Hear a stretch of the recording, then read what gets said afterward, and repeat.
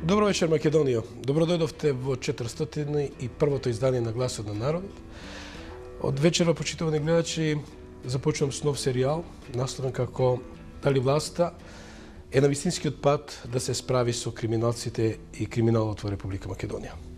Тема која е доста провокативна во секој случај, не е оној шаблон, да речам, во бланда.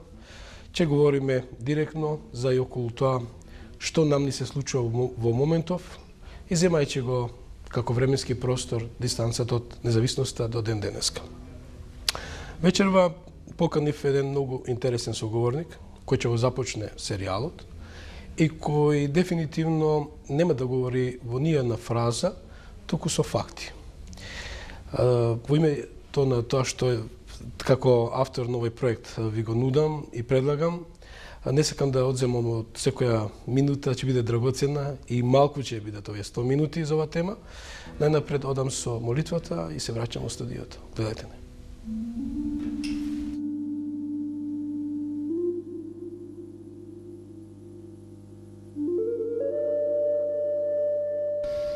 Господе Боже, единствен, те молам, сочувај не нас, македонците, и одбрани не сега, кога најголемо зло ни се заканува.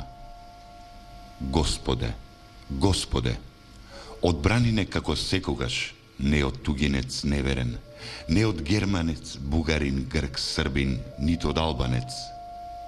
Господе, те молам, одбрани не нас, македонците, од нас самите. Одбрани не од македонците, тоа најголемо македонско зло. Од Александра преку Самојла, Карпоша, Делчева, Ацева до денешна 2006 година.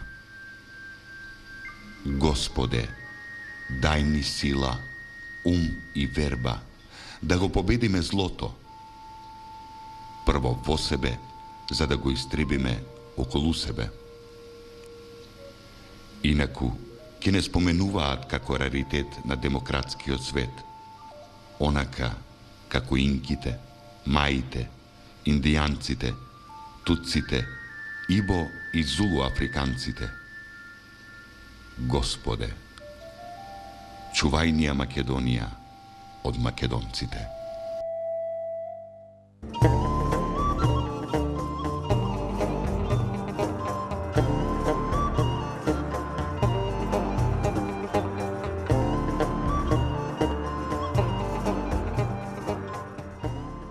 Почитувани, како што реков за мој воведничар во ова можна интересна емисија или серијал, кој поканив господот Јанко Бачев, ќе го представам како аналитичар. Добро вечер и добро дојдовте. Добро вечер. На јавноста сте многу познат, особено како експерт од делот на криминалот, борбата за сузбивање на ова големо зло, политичар секогаш исто така, човек кој каде да се движиме, каде да прочитаме, ќе го најдеме вашето име. Како успевате? Па еве најпрви добро вечер за гледачите на вашата политичка емисија Гласот на народот. И најпрви една мала корекција, јас баш не сум љубител на тие сега така модерни термини и експерт во таа смисла. Повеќе милувам така да се представам како човек кој што си поставил некои задачи пред се да ги запознае граѓаните на оваа држава, кој ја лажеше, крадеше и ја растураше во овие 15 на години со цел вистината да допре на право место. Од каде е храброст? Па, видете сега некои велат за овие работи што ги кажувам во јавноста во интерес на сите граѓани, велат дека може требало храброст, јас повеќе велам дека можеби чувствувам така една потреба, еден долг кон сопствените граѓани да знаат правата вистина и сакам да кажам дека јас не сум од тие луѓе кои што би чекал да наполнам, да кажеме, 80 на години, па да пишувам некои мемуари и книги после на стари години, како што имаат обичај да прават нашите политичари кога во својот политички ангажман му направиле едно чудо лоши работи за време на својот политички ангажман, па кога ќе дојдат на стари години гледаме пишуваат книги и мемуари, каде што сака да исперат својата совест, прекажувајќи се во најтака убаво светло. По тие причини јас сакам во дадени момент во овие дадени околности се што располагаме да го споделиме со нашиот народ да ја слушне вистината. Ја знаете анегдотата со Дарвин, повеќе пати милувам да ја спомнам, кога ја даваше света душа, да речем, пред Господа, побара прошка од попот и го покани. Се обрати у клирот и побара свештеникот да дојде, да го сослуша пред се како една исповед, бидејќи погрешил со теоријата за постанокот на човекот. Дали нашите политичари сака да ги следат неговите стапки, гледајќи ги грешките што ги направиле во изминатиот период, па сега на еден својствен начин ги искупуваат преку секакви можни изјави, организации, нарачки на серијали, интервјуа, емисии, така натаму. Па вие тоа општо познато дека за сите лоши работи, да кажеме, што се правени во овие 15 години, кого да прашате, нормално таа човечка особина е, нема да ја каже вистината во право светло, туку сите како што гледаме сака да се прикажат, да кажеме, да остават еден впечаток во јавноста дека биле така безкомпромисни борци кои што се бореле за интересите на оваа држава, додека нивните дела покажуваат сосема друга работа. Господин Бачев, реков дека не сакам да трошам од стотката. Темата, значи, е настојана дали власта или владата е на вистинскиот пат во справувањето со криминалот и криминалците, да речам, со еден збор најпластично, дали го зема токмак од врака и да мамне топадот во главата. Па за жал во овие 15 години немаме видено такво нешто што радикално, што како што кажавте. Тоа на познатата на Павле Трајанов декри, знаете, така вели, земи го токмак од врака и право в глава на октопад. Па тука сакам да се надоврзам, значи во овие 15 години немаме видено така една искрена желба и волја решително да се справат нашите политички елити со сите тие криминални работи. Сега гледаме со новата влада некоја надеж, некои напори, некоја така желба и волја најпосле да се влезе во безкомпромисна борба и со тоа најголемо зло што ја прати оваа држава во овие 15 години, тоа е организираниот криминал кој што фактички е во сите пори на општеството. И сега да се надеваме дека таа заложба, тие решителни намери кои што веќе не оставаат ни тронка сомнеж дека се од некои така странични побуди, туку дека се тоа во исклучиво во интерес на македонските граѓани и таа непоколебива желба да се расчистат работите, али се останува времето да видиме како ќе се движат во тој правец. Јас обезбедив, односно колешката Весна Дуковска организира еден мал прилог во делот на нашата емисија, па да одиме со прилогот и се враќаме во студиото.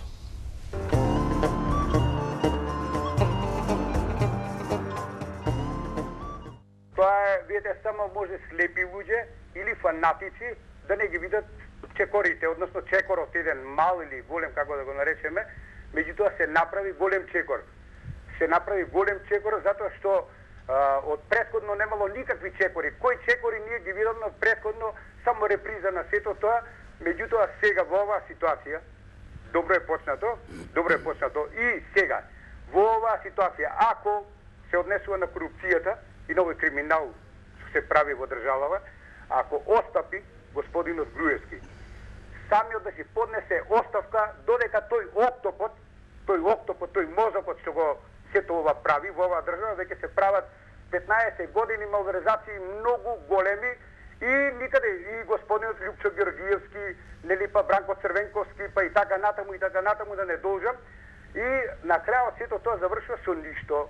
Сега во оваа ситуација господинот Груевски, ако не покаже резултати во оваа ситуација, си поднесе одма подхитно оставка целокупната влада, а добро почна и нека тера еден благослов од Господа и од нас, од народ македонски.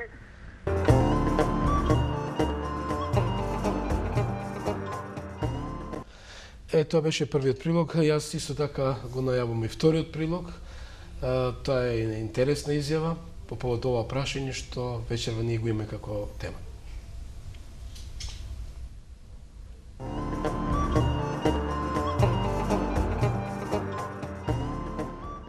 Кога ќе дојде време во кое судиите, полицајците, обвинителството ќе се најдат во раците на олигарсите, на криминализираните политичари, на тајкуните, на мафијашките босови, тогаш велиме дека на правдата и се пее на гробиштата. Ова време за Македонија, ова време за организираниот криминал во Македонија заврши. На криминалот му е објавена војна. Октоподот најпосле ќе мора да си ја покаже и главата. Досега страдаа само пипците и после нив израснуваа нови. Владата која за 100 дена направи тоа што го направи, покажа безкомпромисност во расчистување со носителите на организираниот криминал, и тоа не само со извршителите, со дилерите на улиците, туку со оние кои се мозокот на криминалот. Јас очекувам во нареден период некои не така спектакуларни акции, како што очекувам спектакуларни имиња да испливаат пред јавноста и да се види најпосле после толку години октоподот македонски. Сметам дека треба на членовите на владата, на сите институции кои се борат против ова зло во Македонија, да им се даде целосна поддршка. Јас сакам, кога ќе влегуваме во Европска Унија, да имаме чист образ и нашите судии да бидат херои, како што се судиите во Италија, кои успеа и покрај тоа што мнозина од нив ги дадоа своите животи, успеа да ја поразат мафијата и организираниот криминал, да го доведат на подносливо ниво, затоа што во светот нема држава во која нема криминал, меѓутоа државните институции го држат под контрола. Мислам дека обидите да се дезавуираат акциите на владата на овој план нема да дадат резултат. Мислам дека умните ќе се определат за моралноста во работењето, дека професионалноста ќе го добие вистинското место во сите пори на општеството и во медиумите. Вие кои сте ангажирани во областа на медиумите, ќе мора да се изборите и да успеете во вашите активности да се повтори Бачило како ваша победа, да се повтори Говрлево како ваша победа. Вие успеевте да го победите, да ги победите сите моćници кои беа инволвирани во Бачилото. Вие успеавте да ги победите и духовните моćници кои се инволвираа во организираниот криминал и кои стоеа за случајот Говрлево. Само така, само со смели, честни, професионално, високо образовани кадри во медиумите ќе можеме да ја дадеме конкретен придонес на владата и незината определба да се расчисти со организираниот криминал, со криминалците и со терористите во Република Македонија во идниот период. Тоа е нашата влезница за Европска Унија, за чија членка јас Република Македонија веќе ми ја сметам.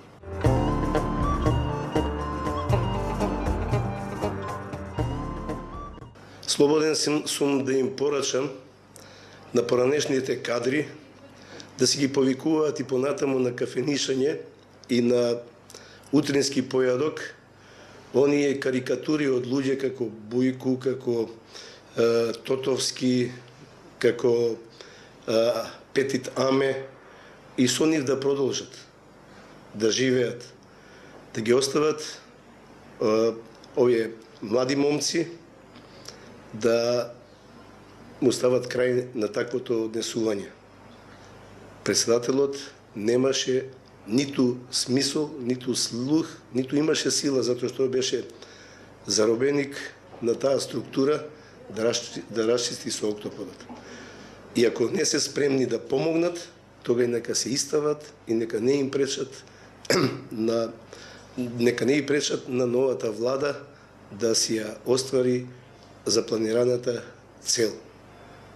Тоа е моје мислење, тоа е моја порака до сите кои стоеа зад фришоповите, до сите кои стоеа зад шверцот со цигари и со тутун, до сите кои стоеа зад шверцот со дрога, со луѓе, до сите оние кои ги уживаа сите благодети на трговија со белоробје и проституција. Нека се дружат со тие некаде во казнените установи на Македонија. Мислам дека еден ден народот ќе им суди за тоа.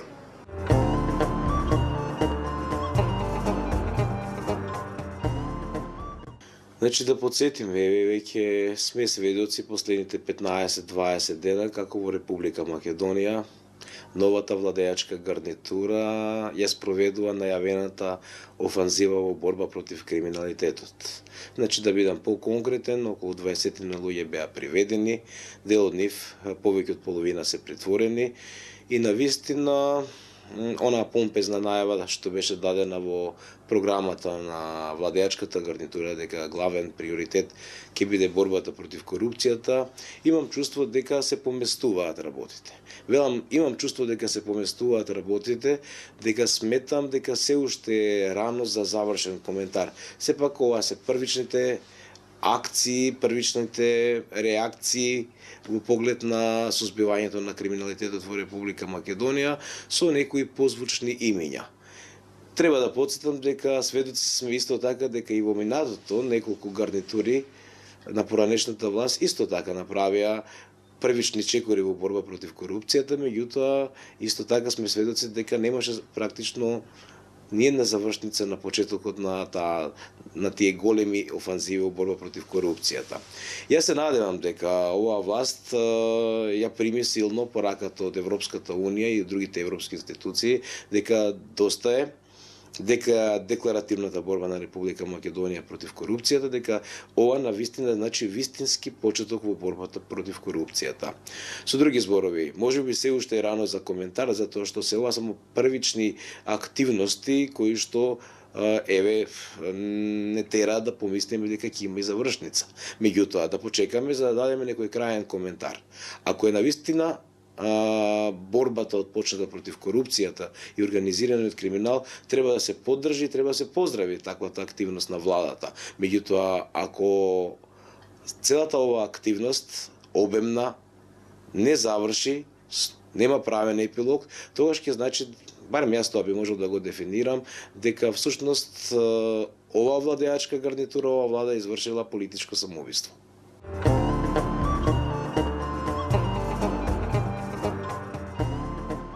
Секој што посеал треба да се ожнее.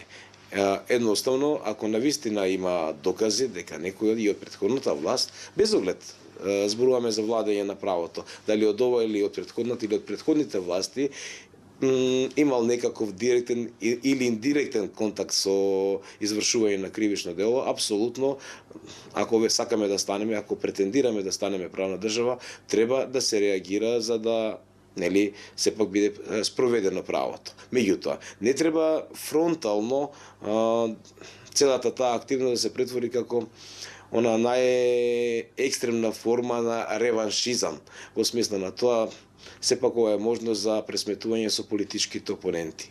Сметам дека дел од старата гарнитура и понатаму треба да биде вклучен во спроведувањето на реформите, затоа што навистина не можете во исти кош да ги ставите дека практично цела претходна гарнитура криминално работела. Тоа е фатално решение, затоа мислам апел, препорака, оние луѓе кои што навистина може да се искористат во подобрување и на климата, а и во подобрување на реформите во Република Македонија, без оглед на која партиска провиненција припаѓаат, треба да бидат нивните ставови и прифатени и имплементирани. Значи да заклучам, единствено во Република Македонија ќе зборуваме за вистинска смисла на примена на правото, доколку покрај владеачката гарнитура, покрај власта, така, во спроведувањето на реформите учествуваат и оние чисти опозиционери.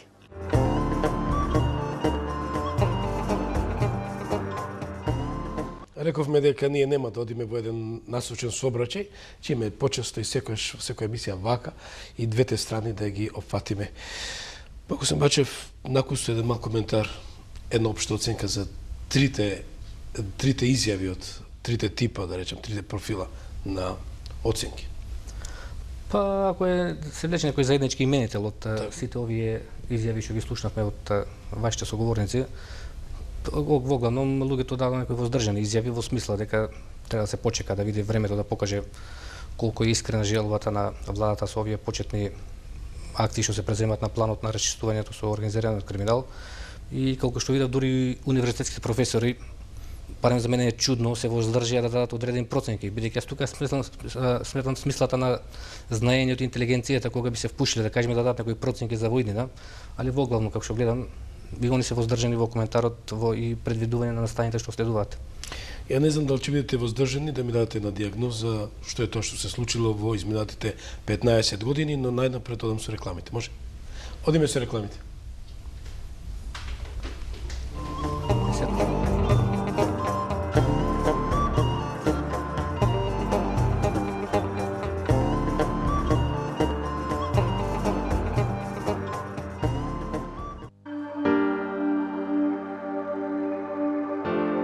Ексклузивно во Македонско сонце, родословното дрво на династијата Кастриот, жив доказ за македонското потекло на Георгија Кастриот Искендер, вториот Александар Македонски. Историјата се пегла за да се покаже како треба да се чита минатото, за да се прашаме каква е таа Ватерло битка за балансирана лекција која ќе докаже кој е поголем куриозитет, голема Албанија или етничка Македонија.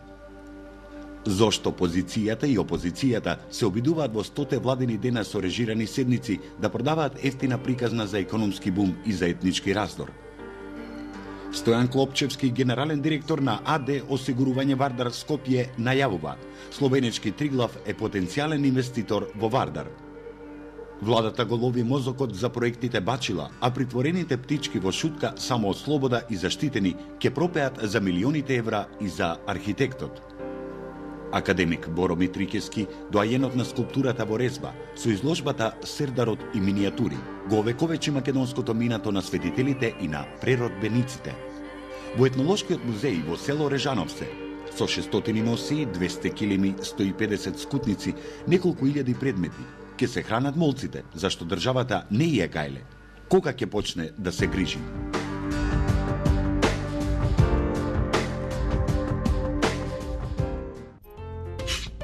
Следеći.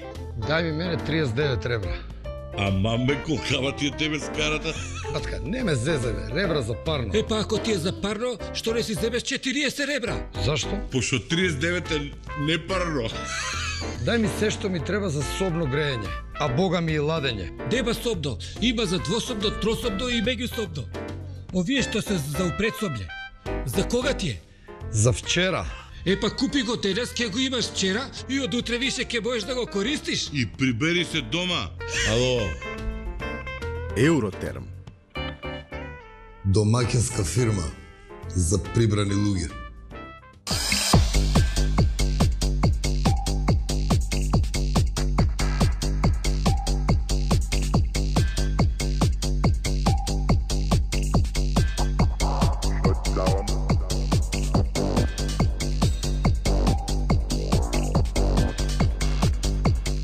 Тренирајте со најдобрите, за да бидете најдобри. Академија за обезбедување Македонија.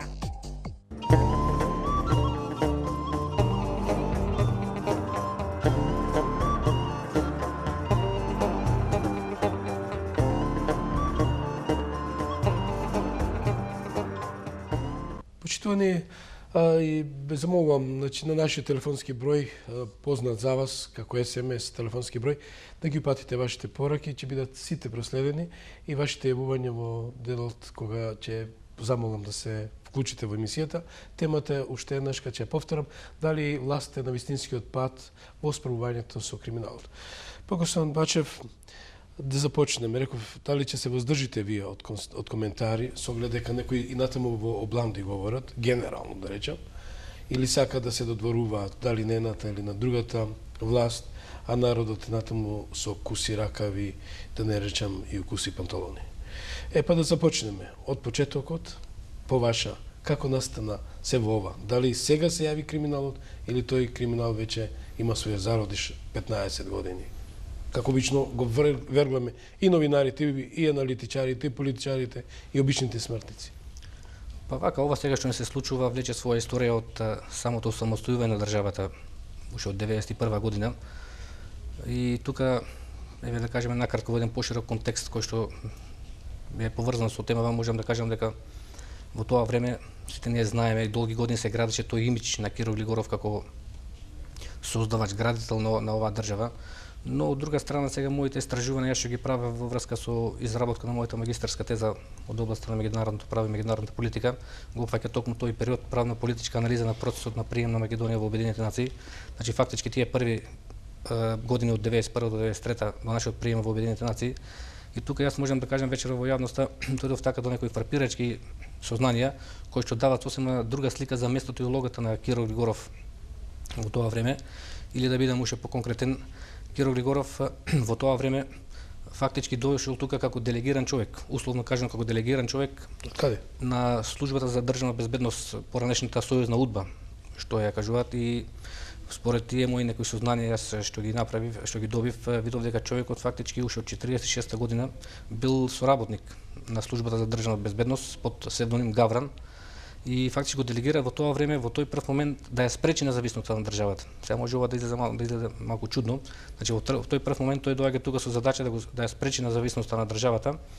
И во крајен случај, доколку не успе во тој обид, барем да се обиде да ја остави Македонија во таа некоја мини федерација со Србија, Црна Гора, Босна, Херцеговина и Хрватска. Но за негова жал, а за голема радост на огромниот број македонски граѓани, меѓународните околности во тоа време не му одат во прилог, бидејќи тие светски центри зацртали во своите планови Југославија да се растори, поранешна сојузна држава да се растори. Па така сега произлегува дека фактички во тоа време Македонија стекна својата независност наспроти нејзината волја.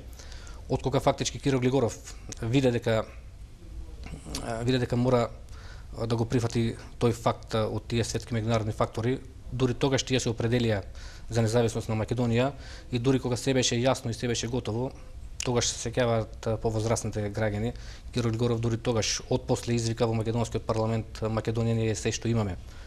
Значи тие се така некои интересни податоци, и сега во првиот момент кога ќе се зацврсти на својата позиција претседател на државата, на тој негов пат да ги елиминира сите луѓе што би можеле да му сметаат во таа негова апсолутизација на власта, во прв момент тактички ќе изигра добро и ќе формира наменски експертска влада.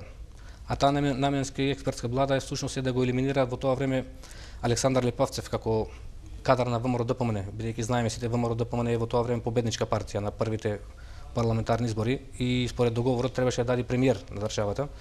Але Киро Глигоров во никој случај не сака да ја дели власта, бидејќи, како што кажав, тогаш би му се растурила концепцијата на неговите налогодавци од Белград, од сојузната удба. И значи во тој прв момент ќе успее да се затврди со тоа што ќе постави свој човек во службата за државна безбедност, Слободан Богоевски, човек од негова најголема доверба. И службата првата задача што ќе добие, значи по секој случај да го елиминира Лепавцев. И во тие рамки службата ќе формира едно досие за Лепавцев под псевдоним Дзидар, најверојатно асоцирал поимот на неговата професија. И тука ќе се соберат сите тие информации и сознанија со кои што ќе се направи таа шема да отпадне Лепавцев. И како што е после познато на јавноста, во тој прв момент, бидејќи не може да истурка кадар на СДСМ директно да ја преземе владата, ќе се оди со експертска влада, таа ќе биде наменска, 1 година и пол дена, и сите се сеќавате ќе падне после некаде јули месец 2002 година, кога ќе биде 1992 година, кога ќе се изгласа недоверба. После тој момент интересно е веќе Киро Глигоров се сеќавате кога ќе падне експертската влада, тогаш службата за државна безбедност ќе ги внесе на политичката сцена тие млади космополци од типот на Бранко Црвенковски и Никола Поповски, тие се во тоа време по 25-6 години. Министрите исто така од типот на Јане Милевски и Фрчковски исто по 30 на години. Кој ги инсталира? Па во тоа време службата за државна безбедност има големо влијание, службата од Белград. Ние во тоа време фактички немаме наша служба за државна безбедност. Тоа е една филијала на службата од Белград, работи по нејзина концепција и по нејзин зацртан план. Тоа ќе трае се некаде до 95 година, кога приматот тогаш ќе настане посилен продор на американското влијание и на американската ЦИА. Значи во тие првишни 5 години тука е силно влијанието на сојузната удба и во тој момент е оценето дека со тие млади кадри во владата може лесно да се манипулира, бидејќи ќе повторам во тоа време тоа се деца по 25-6 години. Бранко Црвенковски, како што спомнав, и групата околу него, ќе ги инсталира и во тој момент Киро Глигоров ќе ја затврши својата власт, фактички веќе ги контролира сите сегменти во државата. И тогаш што е најинтересно сега изостанува тоа државничко чувство кај македонскиот претседател. Во тоа време сите знаеме излегуваат проблемите со името, со Грција, што е би требало да биде приоритет на нашата држава. И сега наместо службата за државна безбедност да ја насочи кон тие такви активности, наместо да се формира посебна линија која ќе прибира сознание и податоци во врска со името, да може да репарираме на грчките активности на меѓународната сцена, бидејќи не е тајна, сите светски лидери, сите светски водачи ги градат своите проценки и своите настапи во јавноста врз основа на извештаите на своите служби за државна безбедност. Тоа не е спорно, бидејќи кој ги има информациите согласно нив гради своји преценки и носи своји надворешни политички одлуки. Али во тој момент наместо тоа Киро Глигоров сега ќе се сврти према внатрешниот непријател и во рамките на службата ќе се формира една линија под назив македонски екстремизам и врховизам. А тоа е јасно, во тоа време објект на таа служба е ВМРО-ДПМНЕ како најголема опозициона партија која представува опасност за власта на тогашниот претседател. И сега тоа се веќе повеќе или помалку познати работи. ВМРО-ДПМНЕ ќе биде ставена под компетна обсервација, седишното ќе биде по 24 часовна контрола, во една од собите на хотелот Турист ќе биде поставена камера која што гледа на кај седишето, да се евидентираат сите посетители, па од нив да се врбуваат соработници кои што после се назад се вметнуваат во таа условно кажано безбедносна интересна средина што е за власта во тоа време ВМРО-ДПМНЕ. И сега од друга страна во тоа време сите се сеќавате сега да се надоврзам на конкретна тема на емисијата со криминалот, фактички тие криминални активности, тоа организиран криминал своите зачетоци ги влече од тоа време. Така да ќе биде многу погоден момент во таа насока ембаргото на Организацијата на Обединетите нации спрема Србија во тоа време 93 година. И тогаш ќе почне најголемиот шверц со високо профитабилни стоки, со нафтата, со цигарите, кафе, алкохол. И тука сега во оваа прилика тоа се оди со благослов на македонската влада, односно премиерот Црвенковски и Киро Глигоров. И во тоа време сите се сеќавате, тој без да што ќе постои тоа ембарго, ќе се шверцуваат големи количини на нафта со Србија и ќе се остваруваат големи профити. Се знае ли колку? Па јас што имам видено службени материјали за време на моето работење во Министерството за внатрешни работи, можам да кажам дека таа една проценка беше околу во тоа време 5 милиони германски марки, значи според сегашен курс на еврото околу 2,5 милиарди на евра се испрани пари во тоа време, една огромна сума. И тоа најглавно таа сума одеше, како што кажав, преку шверцот на нафта. Или да кажеме 93 година, што ги гледав тие материјали во МВР оперативни, да кажеме само во месец јуни 93 година за 28 дена е направен промет од 33 милиони долари. Или да кажеме, во тој петтомесечен период, во тоа време 93 година, спрема Србија, да кажеме, вкупниот промет е околу 330 милиони марки, кој што завршува во приватни џепови. И сите сеќаваат тогаш тоа ембарго доведе до ненормална цена на нафтата, или да кажеме продавачите во Грција ја нудат нафтата, колку што се сеќавам, според тие материјали околу 180 долари по тон, а цената во Србија оди околу 460 долари, а во еден момент достигнува и 560 долари. Се знае некои имиња во тоа време вака? Па ексклузивни фирми во тоа време кои што ги вршат сите тие се носители на тој шверц, Швершпет, Макошпет, Охис. Мислам, чии се овие фирми јавно се знае, не треба сега да губиме време да го елаборираме случајот. И тука се воглом тие десетина олигарси, и што е многу друг битен момент да кажеме исто, втор момент е огромен профит што се прави со манипулациите со бакарот. Тука ќе биде задолжен Чифлиганец, јавноста го познава еден поранешен пратеник од Радовиш, директор на Бучим. Тогаш од рудникот Бор ќе се шверцува тој бакар, ќе се прикажува како македонски и ќе се пласира во Јапонија. И во тоа време според тие оперативни материјали на МВР ќе биде извезено околу 200.000 тони бакар во вредност од околу 400 милиони германски марки, од кои 20% провизија добиваат Чифлиганец, околу 40 милиони долари. Сега тука да дадам едно појаснување, сигурно тие пари не одат само кај Чифлиганец. Нормално тука Бранко Црвенковски е на врвот, ги знае сите тие активности, па незамисливо е окружувањето околу него да му дозволи само на Чифлиганец да ги носи тие пари. И сега најбитниот момент тука за мене е тоа што без разлика што во тоа време се прави тој шверц, отсутства државничко чувство тие пари да одат во државниот буџет. Имаше од едни патриотски сили во тоа време една иницијатива да се формира јавно претпријатие владино кој што ќе го контролира шверцот. во тоа време и тие пари да одат во буџетот. Нешто како што направи Мило Џукановиќ во Црна Гора. И таму пак најголемите шверци одеа со цигари, но Мило Џукановиќ сепак покаже едно патриотско, државничко чувство што се определи тие пари да одат во државниот буџет. И од тие шверцувани пари делеа пензии, социјална помош. Меѓутоа неговото име беше спомнато некој шверц од цигари така. Да, тоа не е тајна да кажеме. Црна Гора во тоа време се определи како држава да опстои во шверцот. Али што е тука сега разликата, парите одеа во државниот буџет од шверцот. Имаше јавно предпријатие кои што ги контролира тие пари и како што кажав, во тие пари се делеа пензии на луѓето, социјална помош за развојни проекти. Сега замислете таа сума од 5 милиарди марки да заврши во државниот буџет. Што би значило тоа за Македонија во тоа време? Само една споредба да направам. Бранко Црвенковски во тоа време, условно кажано, на колена го молеше Џорџ Сорос да не додели бедни 15 на милиони долари за да увеземе неопходни лекови, нафта, кога Македонија ќе биде под ембаргото на Грција. А што ќе беше да кажеме ако тие пари наместо во приватни џепови завршија во државниот буџет? И така да тие пари значи ги поделија десетина луѓе кои што денеска најавно повеќе или помалку ги знае, тие се тие олигарци што. Господин Тројанов во тоа време соопшти дека има организиран криминал од 94-та, исправете ме ако погрешам. И добил шут карта, значи црвена карта го избрка, нели заедно со тие 8 имена кои беа спомнати. Истовремено господин Црвенковски даде една историска изјава. Тоа е со октоподот кој во една прилика како слушнав, мислам како што го разбрав. Вели ја дадов во најискрена форма и најискрено светло. Значи, од душата така, од срцето му излезе таа изјава и денеска немаме завршница. Ако се распореви како топодот, тој ќе заврши многу далеко. Видете, само да се надоврзам на ова што точно да кажеме господинот Павле Тројанов во тоа време покаже една храброст.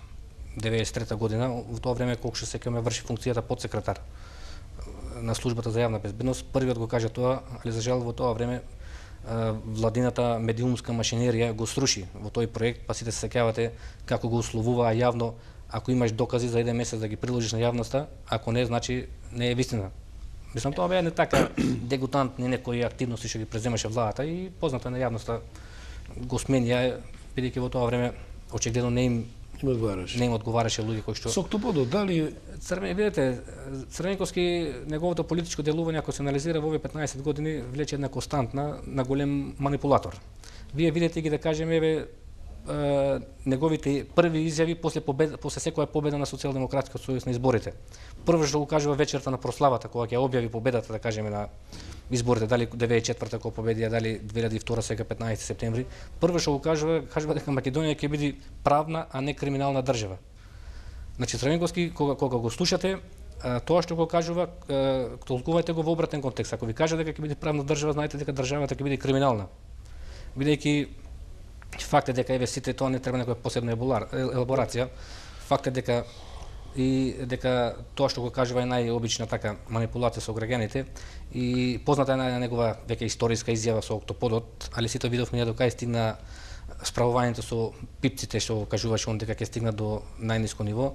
Тоа мислам дека така беа едни изјави за дневна употреба, бидејќи во тоа време токму неговите министри, поранешни министри од Битола кои што беа во владата шетаа со тренари ќе ги изнесуваа парите од ТАТ, па така криминалците му беа пред очи, му беа во владата, ако сакаше да расчисти со ТАТ ќе расчистеше, али ТАТ, јас можам одговорно да тврдам, не се расчисти бидејќи држава ТАТ е фактички условно кажано проект на самата влада да го граби народот. Дојдовме 95-96.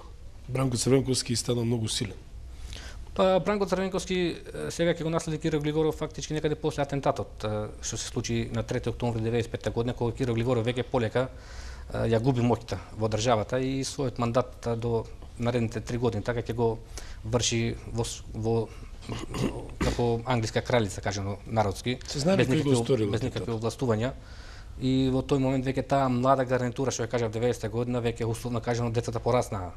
Така и пројавија амбиции да ја преземат власта и во тоа ќе успеат и Киро Глигоров полека ќе почне да биде маргинализиран од овие структури. И сега тука што е поинтересно, Бранко Црвенковски 96 година кога како што кажа веќе во зенитот кога веќе што кажам ја затврстува својата власт, ќе пројави така едни условно кажано намери да расчистува со криминалните сите тие дејања во процесот на приватизацијата. Па во таа насока дури ќе даде еден налог во службата за државна безбедност во тоа време да се формира посебна управа што носи назив спротивставување на повисоки облици на организиран криминал. И во тој прв момент некако беше шокирачки тоа за агентурата на службата за државна безбедност, бидејќи сега им беше несфатливо Бранко Црвенковски кој 5-6 години е во самиот врв на сите тие действија што се случува околу таа криминална приватизација, како сега наеднаш ќе ги гони криминалците. И луѓето во прв момент поверуваат дека има некоја искреност. Дури ќе се заведе посебна оперативна акција која што ќе носи трансформација и после ќе следи уште една монета во која што ќе се сливаат сите сознанија во врска со криминалната приватизација. И тука на вистина службата ќе се изврши многу добра задача, ќе собере огромен материјал, дури и валиден судски, што е валиден за покренување судски постапки за сите тие олигарци околу приватизацијата, и тука и некои помали така фирми, околу 100 фирми така, али сето тоа после ќе се види дека ниеден случај нема да биде процесуиран пред судските органи и на крајот се види таа дволичност на Црвенковски. Всушност тој ја завел таа акција за да ги собере сите податоци, за да има контрола врз олигарците, колку се збогатуваат, како ги терат бизнисите, како одат сите тие приватизациони шеми. Значи таа акција него му послужила за лични цели. И дека е така, 98 година кога изгубија, ја изнесе цела документација. 98 година кога СДСМ го изгуби изборите, ја изнесла цела таа документација. И јас сум длабоко убеден дека таа цела документација ден денеска на Бранко Црвенковски му служи да ги држи под контрола. Кого? Сите овие олигарци што ги спомнувам. Па сега таму имате многу сознанија и за новинари и за политичари, сега тој сегмент тука не е предмет на темата. Едно богатство од сознанија кои што му служат за тоа во голем дел имате таму и компрометирачки сознанија и кои што во голем дел му служат денеска за да ги држи под контрола сите тие луѓе, да кажеме, да не може и дури и ден денеска еве тоа не е тајна, јас на повеќе наврати го кажам во јавноста, Бранко Црвенковски без разлика дали е во опозиција или позиција до речиси до ден денеска така брилјантно ги контролира сите сегменти во општеството. А тоа пред се го прави преку тој таен центар што го контролира и преку тоа невидено влијание што го има во сите сегменти на државата, а баш тука тоа своја моќ и сила ја црпи баш од тие податоци што ги има. Во еден дел ги збогати со аферата кога беше големото